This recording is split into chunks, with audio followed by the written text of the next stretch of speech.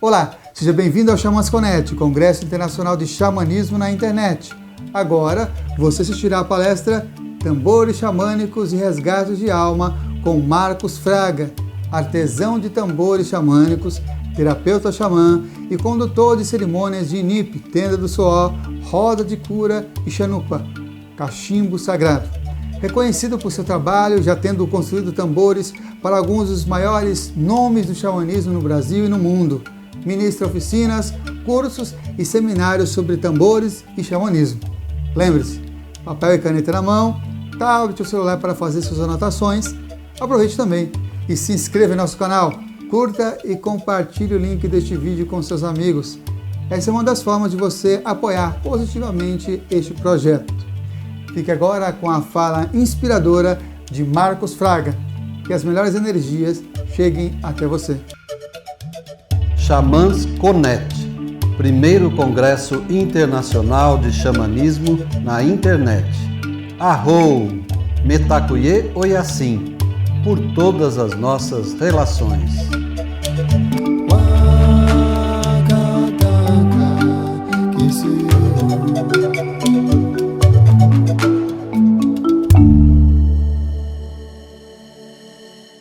Olá, meu nome é Marcos Fraga e eu construo tambores há pelo menos 20 anos e tenho um trabalho ligado a xamanismo, dentre outras coisas, sobre resgate de alma. O resgate de alma, para ficar a ideia um pouco mais clara, vou trazer ele no nível bem mais baixo, assim, do nosso cotidiano. Uma história que eu sempre conto é, imagina, por exemplo, que eu vou até a padaria, eu tenho R$50 no meu bolso e eu quero, talvez não seja o melhor exemplo, mas eu quero comprar um cigarro, estou com vontade de fumar, eu quero um cigarro, tenho R$50 no bolso, eu entro na padaria, pego o cigarro, né? Me dá um cigarro, moça, me dá uma. Eu abro o maço, já tiro um cigarro como todo fumante faz, coloca na mão, já fica segurando o isqueiro, entrego o dinheiro sem prestar muita atenção. Aí eu vejo que tem ali, sei lá, um chocolate, pego um chocolate também. A mulher pega e me dá o troco, eu não confiro o troco, coloco direto no bolso, saio para fora da padaria, acendo o cigarro, começo a fumar e eu falo, não, peraí, tem alguma coisa errada. Aí eu ponho a mão no bolso, tiro, confiro e ela me deu o troco errado, como se eu tivesse dado uma nota de 20. Ela me deu o troco e eu tinha dado uma nota de 50. Eu volto para dentro da padaria, falo com a mocinha do caixa. Moça, olha só, eu acabei de sair daqui, te dei uma nota de 50 e ela olha na minha cara e fala assim, você não me deu uma nota de 50. Você me deu uma nota de 20. Eu, moça, pelo amor de Deus, eu tenho certeza, eu te dei uma nota de 50.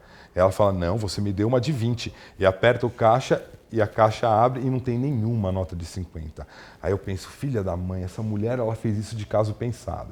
Aí eu começo a ficar meio nervoso por dentro, eu começo a gritar com ela. Falo, eu te dei uma de 50, menina, o que você está pensando? Você acha que você vai levar essa em cima de mim e tudo mais? E aí ela começa a gritar também, eu falo, chama o gerente imediatamente, chama o dono aqui desse lugar. Aí ela fala, você quer falar com o dono? Tudo bem. Pai, vem aqui. Bom, o pai é o dono da padaria. E o cara já chega gritando também, o que está acontecendo? Eu não aguento mais disso. Bom, fica aquela confusão e eu saio da padaria sem o meu troco. Custou aí uns R$30 esse trauma para mim. E eu venho da padaria até minha casa, repassando dentro da minha cabeça coisas que eu deveria ter feito e não fiz. Eu fico vendo como um filme passar de novo e de novo. Em um desses filmes eu imagino o carro de polícia chegando, a gente gritando e vamos resolver isso daqui na delegacia. No outro filme eu imagino que eu pulo por cima ali do guichê da menina, pego ela pelo pescoço. Eu sou uma pessoa boa, não faria mal a uma mosca, mas na minha cabeça tem esse meu lado de pegar ela pelo pescoço e ficar chacoalhando e bater com a cabeça dela na caixa registradora e falar, você, olha só! Aí a caixa registradora abre e eu falo, tá aqui o meu dinheiro, tá aqui o meu dinheiro.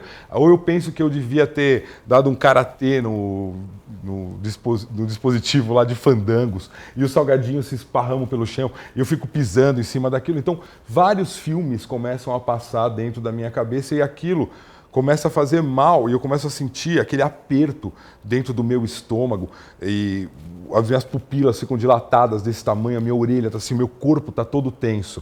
Eu chego em casa, ligo a televisão e vou assistir a novela e eu percebo que a novela acabou e eu não prestei atenção em nada do que tinha acontecido. E a primeira pessoa que entrar pela porta vai ouvir o quê? Você não sabe o que me aconteceu, porque eu fui lá na padaria e aquela irmã, você quer saber? Eu não volto lá nunca mais. Ah, não, eu volto sim, porque isso não vai ficar assim.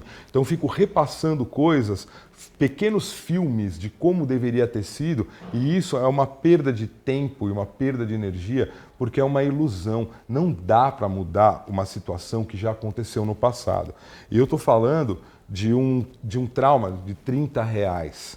Até que um dia, naturalmente, eu falo assim, olha, quer saber? Ela pega esses R$30 aí e faça bom proveito desses R$30 e eu toco a minha vida, não é por causa disso. Mas aí a gente pode pensar que os níveis traumáticos de algumas situações podem ser um pouco maior do que simplesmente ter levado um bolo num troco de uma padaria. Algumas situações podem acontecer na vida de uma pessoa associado a algum tipo de violência, alguma perda muito grande, que faz com que a gente carregue essa história por muito tempo. E é aquela coisa que as pessoas geralmente dizem assim, quando eu boto a cabeça no travesseiro, sempre volta essa coisa na minha cabeça, sempre volta essa história. O nosso corpo reage a vivenciar coisas dentro da nossa cabeça. E ele pode reagir de formas meio drásticas, criando algumas doenças. Os xamãs, eles vão interpretar isso como perda de alma. Para o xamã, a nossa energia, que eu posso chamar de energia, eu posso chamar de alma, não tem problema, que a nossa energia, ela vai para onde a nossa atenção está. Então, se a minha atenção está em um sonho, uma boa parte da minha energia vai parar nesse sonho também. E aí eu fico sem energia ou sem alma para fazer coisas aqui. O diagnóstico é simples, a gente diz, a pessoa está desanimada. Desanimada, é sem alma, sem ânima, sem espírito. A pessoa fica desanimada.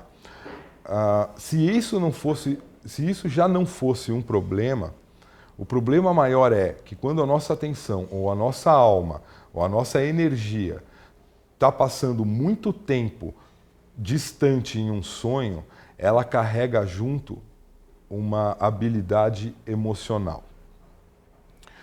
Essa habilidade emocional faz muita falta e é uma das principais razões das pessoas irem procurar ajuda.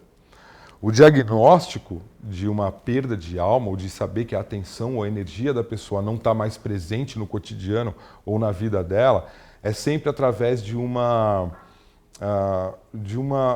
sentença que a pessoa diz o motivo e a causa do que aconteceu. Desde que o meu marido foi embora, eu nunca mais amei ninguém. Então, desde que alguma coisa aconteceu, teve essa reação que levou embora uma parte da minha energia, e essa parte da minha energia ela foi carregada com essa habilidade emocional. Desde que eu fui assaltado, eu não consigo mais sair de casa. Desde que o meu filho morreu, parece que eu estou morto também. Então sempre tem uma sentença que explica direitinho o momento em que houve aquela perda de energia, o momento em que houve aquela ruptura da alma e o que acarretou essa perda de energia, essa ruptura de alma. O xamã interpreta isso de uma forma extremamente literal. Ele interpreta como se um pedaço mesmo da alma da pessoa fosse viver numa outra dimensão, num mundo de sonho. E o xamã vai até esse mundo de sonho e pega essa energia, esse pedaço de alma, para trazer de volta para a pessoa. Ele faz isso de uma forma muito rápida e tem resultado. Acredito que existam outras formas de se tratar isso. Você pode tratar com um psicólogo, por exemplo, você pode conversar bastante, ter ideias, entender o que está acontecendo e aos poucos ir retomando essa energia. O xamã faz isso através dessa ótica. A pessoa perdeu um pedaço de alma que está vivendo em um outro universo, eu vou lá, busco e trago de volta para dentro da pessoa. Eu tenho alguns exemplos legais que eu ouvi sobre resgate de alma. Tem uma uma xamã americana que é especialista em resgate de alma de veteranos de guerra. Ela trata traumas de guerra. E ela fez uma entrevista como essa aqui numa rádio uma vez e ela estava contando uma história de que depois de ter feito essa entrevista, um senhor ligou para ela de 80 e tantos anos de idade. Esse senhor ligou para ela e disse: olha, eu ouvi a sua entrevista e eu tenho um problema, eu acho que você pode me ajudar. Eu sou de uma família católica, mas muito católica. A gente vivia em uma comunidade católica e sempre rezava à mesa. Nos domingos a gente estava reunido, então todo mundo podia, assim, um domingo, cada pessoa podia puxar a oração. E com 6 ou 7 anos de idade, eu ainda não podia fazer isso porque eu não tinha feito a primeira comunhão. E a primeira comunhão era muito importante para mim, era um rito de passagem fazer a primeira comunhão. Era quando eu estaria integrado à minha família, integrado à comunidade em que eu vivia. E o que acontece é que, com 5 anos de idade, esse senhor de 80 anos, com 5, 6, 7 anos de idade, estava muito ansioso pela primeira comunhão. E na data marcada para a primeira comunhão, ele não conseguia dormir, porque ele ficava zelando pelo terninho dele. Ele ficava olhando para que nada sujasse ou amassasse. E ele estava tão ansioso com aquilo que passou a noite em claro e, não aguentando esperar o ônibus para ir para a escola, ele resolveu tomar um banho, se vestir e ir para a escola mais cedo, onde seria o encontro para fazer a primeira comunhão. Então ele se vestiu, caminhou até a escola e, como todos os dias, ele entrou, foi ao banheiro e começou a tomar água do bebedouro. Nisso, uma freira, que era um colégio católico, uma freira puxou ele pela orelha, colocou o dedo na cara dele e disse assim: seu pecador, você devia ter mantido o jejum absoluto. Você está tomando água e você não vai poder fazer a primeira comunhão. E aquilo, naquele momento, quebrou o coração dele por dentro. Ele não sabia como é que ele ia explicar para os familiares que estariam chegando para a celebração de que ele não ia poder participar, de que a celebração para ele não iria acontecer. E no meio daqueles pensamentos, ele não teve outra alternativa senão fugir. Ele fugiu da escola e a família, o pai, a mãe, só foi encontrar ele muito mais tarde, depois, chorando, e disseram para ele: não tem problema, o ano que vem você faz, isso não tem problema nenhum. Só que ele continuou na mesma escola, e aí na escola todos os coleguinhas de classe dele tinham feito a primeira comunhão, menos ele, e começaram a chamar ele de Demian, o filho do capeta, o excomungado. Então começaram a tirar ele, um pouco essa coisa que está na moda hoje de bullying. Ele se chateou tanto com isso que teve que mudar de escola. Mudou de escola, não teve mais interesse em fazer primeira comunhão, e ao longo da vida dele, ele foi se afastando da família, da comunidade e da religião que era da família dele. A xamã ouviu esse depoimento e disse: eu posso te ajudar sim. Isso é um caso de perda de alma, você vem aqui. Marcaram um dia, ele foi num consultório, a xamã deitou ele no chão, pegou um tambor parecido com esse, encostou nessa pessoa e começou a tocar o tambor, com a intenção de ir buscar esse pedaço de alma que pode ter ficado preso no tempo, que pode ter ido morar num sonho, numa dimensão. E tocando esse tambor, ela altera o estado de consciência dela e vai buscar essa energia da pessoa que está ali do lado. Então ela relata que ela encontrou uma trilha em meio a uma floresta. Ela seguiu por dentro dessa trilha até achar uma pequena capela. Abriu a porta da capela e tinham 3 bancos de madeira de cada lado, um corredor e um pequeno altar. Na frente desse pequeno altar tinha a estátua de uma criança ajoelhada, feita de pedra, e a cabeça dessa estátua girava de uma forma muito, muito rápida. A xamã chega para a estátua reconhecendo que aquela estátua representa a alma da pessoa que estava ali do lado dela na sala. E ela começa a contar para essa estátua: olha, o tempo já passou, hoje você tem 80 anos de idade, você é uma pessoa muito mais forte, muito mais íntegra, você tem um lugar melhor para morar agora, você está fazendo falta, você não quer vir brincar de novo aqui. E por mais que ela conversasse, a estátua ia diminuindo a rotação da cabeça até parar, mas continuava como uma estátua, não tinha argumentos para ela falar com a estátua para que ela pudesse se motivar a voltar a morar dentro da pessoa. Quando isso acontece, se mesmo com todos os argumentos o xamã não consegue resolver um determinado esquema energético que está acontecendo ali, o xamã pede ajuda de uma força do universo que possa estar presente para ajudar. No geral, se fala muito de animal de poder. E essa xamã clamou para o universo enviar uma força ali para ajudar naquela situação. E ela disse que essa força entrou pela porta da capela, ela não tinha outra forma de descrever que não sendo Jesus Cristo entrando pela porta da capela. Jesus entra pela porta da capela, se posiciona de frente da estátua e começa ele a fazer a cerimônia de Eucaristia. Então, quando ele coloca a hóstia na boca da estátua da criança, aquela estátua se desfaz, a pedra se descasca e a criança se encontra de novo e olha para a xamã e percebe de repente tudo o que aconteceu e pula no colo dela. Ela pega essa criança no colo e respira essa energia para dentro dela. E essa energia que está dentro dela, ela traz de volta para o lugar onde ela está sentada, com aquele senhor de 80 anos de idade ali do lado, e sopra de volta a energia daquela criança que tinha ficado perdida numa outra dimensão, num outro tempo, num reino de sonhos, de volta para dentro do corpo daquele senhor. 50% da terapia de resgate de alma está feita.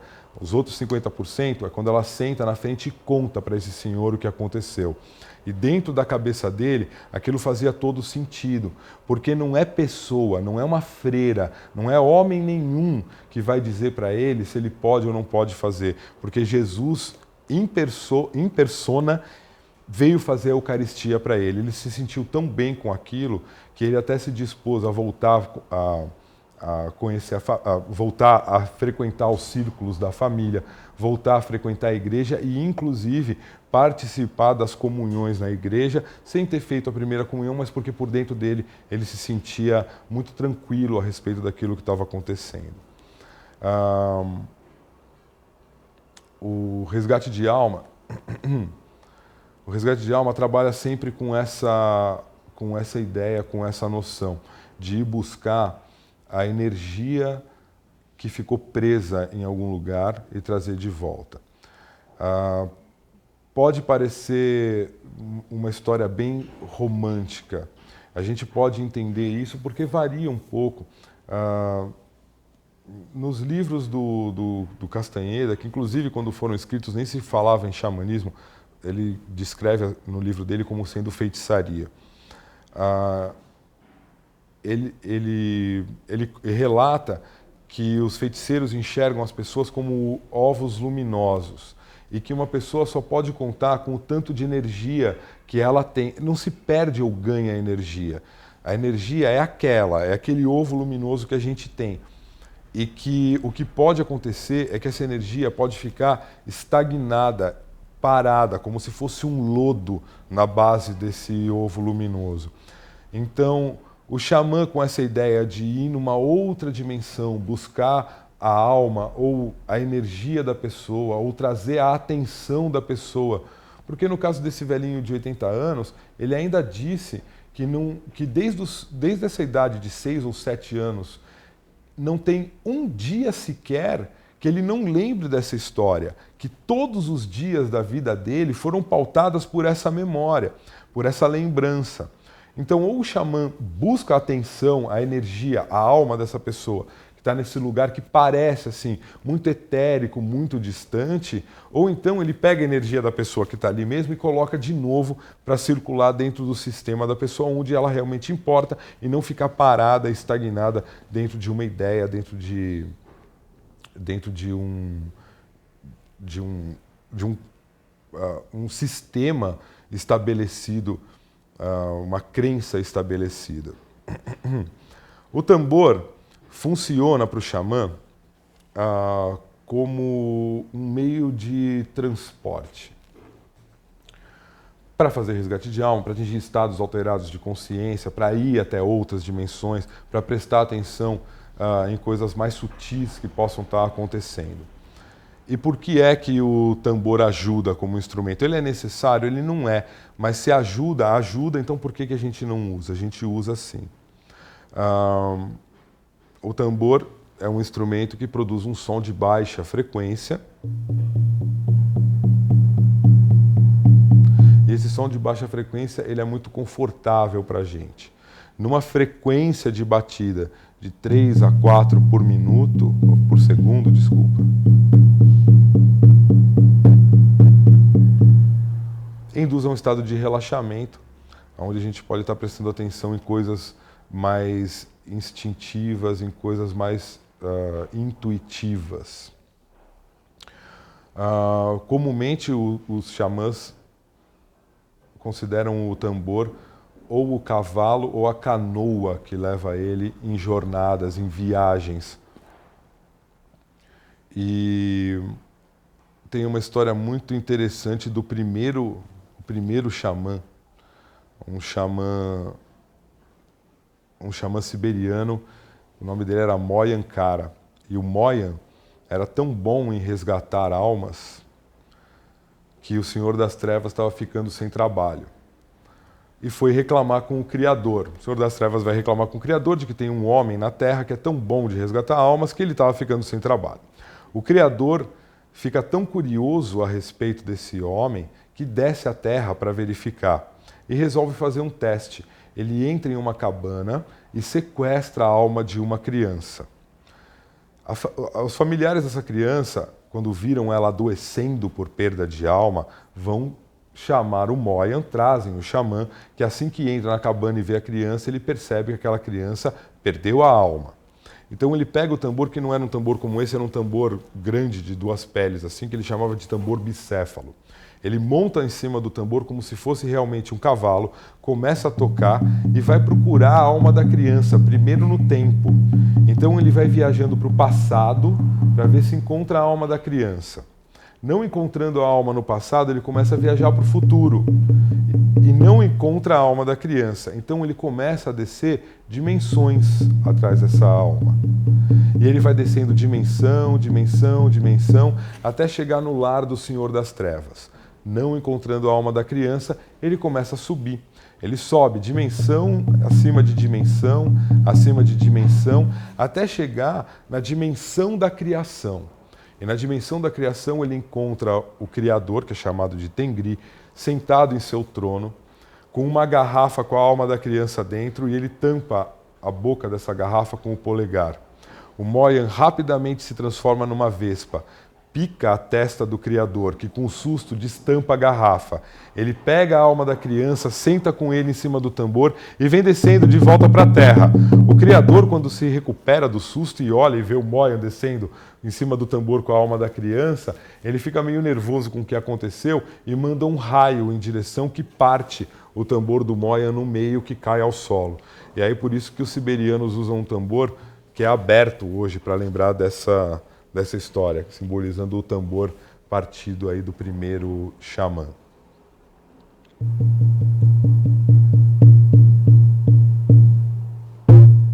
Para trazer essa história de resgate de alma bem perto da gente, bem no nosso cotidiano.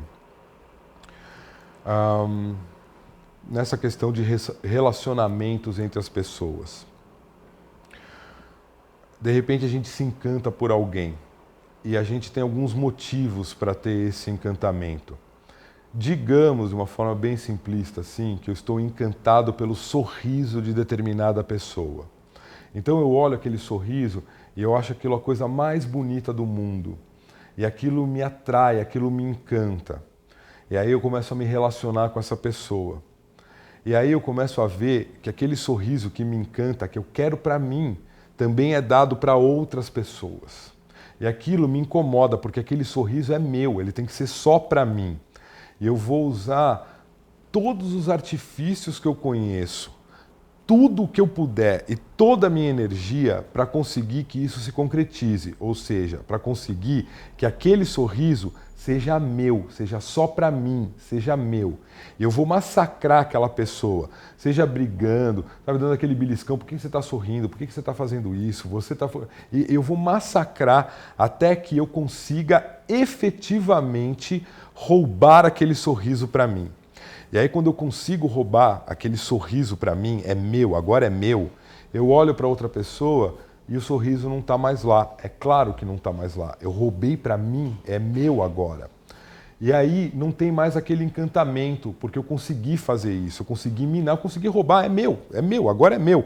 E a pessoa não tem mais aquilo, não tem mais para ninguém e não tem mais para mim. E o encantamento começa a acabar. E aí começam as brigas, e aí não está mais legal e a gente acaba se separando da pessoa. Naturalmente, quando a gente se separa das pessoas, isso você pode lembrar de algum amigo, alguma amiga sua que passou um tempo em um relacionamento e se afastou de você. Quando termina aquele relacionamento que se aproxima de novo como uma amizade, passa um tempo e você começa a falar: nossa, você está voltando a ser como você era antes. Você está voltando a ser como era antes. Porque, naturalmente, esses pedaços que a gente roubou das outras pessoas, quando a gente se separa, a gente aos poucos vai liberando, aos poucos vai liberando, aos poucos vai liberando. Não existe uma forma de a gente roubar alguma coisa sem trocar. É aquela velha história de que dois corpos não ocupam o mesmo lugar no espaço. Sempre que a gente consegue roubar alguma coisa de alguém, eu sei, é mais fácil a gente falar sempre que roubaram alguma coisa da gente, né? Assim, se colocar no papel de vítima é tranquilo. Mas acontece de mão dupla, não tem como. Você não rouba um sorriso sem ter entregado alguma coisa para outra pessoa também. E essas trocas energéticas, elas acontecem diariamente.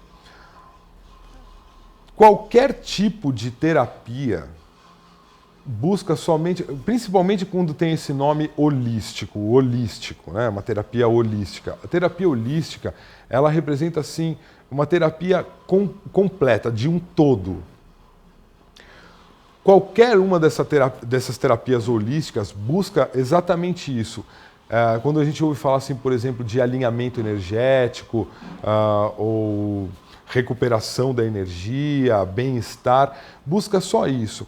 Retomada da nossa energia, do nosso poder pessoal, que é um nome que também se usa bastante. Como é que a gente pode fazer isso sozinho? Como é que a gente pode fazer isso? Ou como é que eu me protejo de perder pedaços da minha alma, perder pedaços da minha energia, ou fazer esse tipo de troca? Tem uma coisa muito importante e muito, muito simples. A gente tem esquecido de olhar nos olhos das pessoas. Você pode perceber que quando a gente conversa com alguém, os olhos das pessoas, eles são meio loucos, assim, eles começam a olhar em volta. Se a gente olhar diretamente nos olhos de uma pessoa, a gente tem uma interpretação muito mais profunda das coisas que estão acontecendo. A gente consegue esse contato mais íntimo do que acontece mesmo. Se a gente está esquecendo de olhar nos olhos das pessoas, é porque a gente está se relacionando talvez com uma imagem dela, ou talvez com um sonho dessa pessoa, e não com a pessoa em si. E aí sim a gente propicia essas trocas de energia. Tem um exercício muito fácil também de fazer, ele é derivado de umas técnicas do Carlos Castanheda. Sempre que uma imagem, isso está associado com resgate de alma, está associado com troca de energia, com sequestro de partes da nossa energia. Sempre que essa ideia recorrente começa a acontecer, essa lembrança de alguma coisa, eu deveria ter feito de tal forma, e passa um filminho, eu deveria ter falado tal coisa, eu jamais deveria ter falado isso para tal pessoa, eu não deveria ter agido assim, eu deveria ter agido de outra forma, eu não acredito que isso aconteceu comigo. Sempre que a gente entra nesse ciclo de estar vivendo de novo e de novo e de novo uma situação, tentando fazer ela de uma forma diferente, tentar de uma forma com que esse sonho consiga transformar uma coisa que ficou no passado. Sempre que isso começa a acontecer, a gente aproveita aquela imersão dentro dessa imagem e a gente respira aquela energia de volta para a gente. Quando a gente entra nesse ciclo, a imagem ela é tão forte que eu não consigo enxergar em volta. Eu perco a paisagem local, eu perco os objetos, eu perco a pessoa o interlocutor que está falando comigo. Então eu aproveito que a minha atenção está vivendo dentro desse universo, e aí eu puxo essa energia com o meu nariz respirando. E aí eu sopro dentro da minha aura, se esse for o melhor nome, essa energia que eu puxo dessa dimensão de sonho. Eu vou fazer isso quantas vezes forem necessárias, até entender até perceber que essa imagem começa a ficar muito mais sutil, ela começa a desaparecer. Eu respiro essa energia e sopro aqui. Eu respiro essa energia desse mundo de sonho e devolvo para cá, para onde ela pertence. E continuo repetindo isso, e você vai perceber que essa imagem que era tão forte, que mexia de uma forma tão emocional dentro de você, começa a ficar muito mais leve, fazendo isso quantas vezes forem necessárias, quantas vezes essa ideia voltar, esse sonho voltar, vai chegar uma hora que isso não vai ter mais influência sobre a sua vida. Não é que a memória vai apagar, mas é que a energia contida naquele lugar, naquela situação, naquele mundo de sonho, ela está sendo deslocada de volta para onde ela é necessária, para onde ela precisa, que é dentro do seu corpo. Uma pessoa que passa por um processo de resgate de alma, ela passa porque ela ouviu falar, ela ouviu uma boa história, ela conhece alguém que passou por esse processo, então ela já vem disposta a encerrar aquele capítulo da vida dela. E participa de um ritual, existem várias formas de resgate de alma, essa é uma delas. A gente acaba chamando de resgate de alma xamânico, que é essa forma bem tradicional, onde tem o toque do tambor, onde o xamã vai, a pessoa fica numa situação um pouco passiva, ela fica só deitada, esperando que o xamã vá a outra dimensão, recolha aquela energia, traga de volta para ela e conta para ela como foi esse processo de dissolução.